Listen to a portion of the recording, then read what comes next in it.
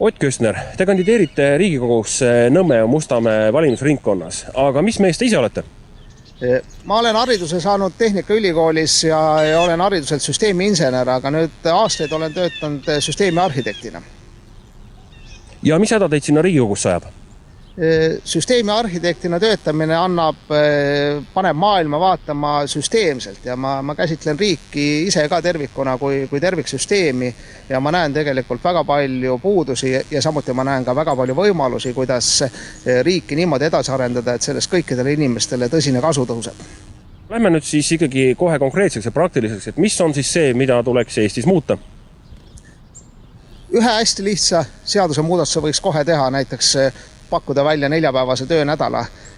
Seda on maailmas arutatud ja seda on maailmas ka katsetatud 4-päevast töönädalat.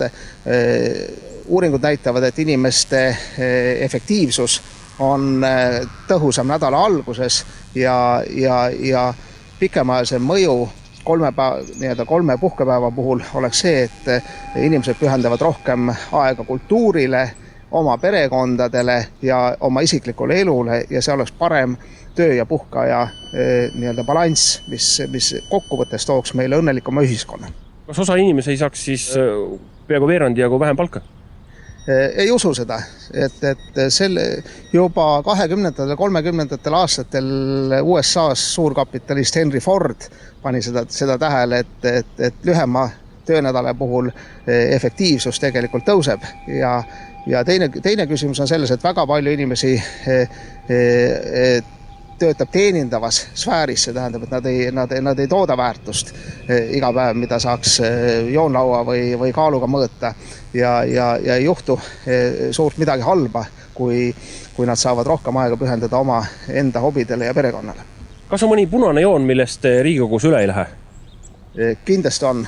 Mind huvitab tegelikult kõige rohkem see, et me ei võtaks vastu otsuseid, mis on ebamõistlikud, mis on rumalad ja mis põhjustavad raiskamist. Tooge mõni näide sellisest raiskavast või kahjulikust otsusest? No üks otsus on kindlasti see, millega erakonna üks põhiteema täna, Rail Baltica teema, et kui me ehitame uue trassi selle asemel, et on olemasolevad trassid, siis on see ilme raiskamine. Ühte raiskamist me näeme siin selja taga, et ma olen mitu korda või palju kordi oma elus sõitnud rongiga Haapsalusse, aga täna läheb raudtee ainult Riisiperre ja see oli ilmne otsus oli ilmselt tõenäoliselt ilme raiskamine, et see Haapsalu ots üles võeti kunagi.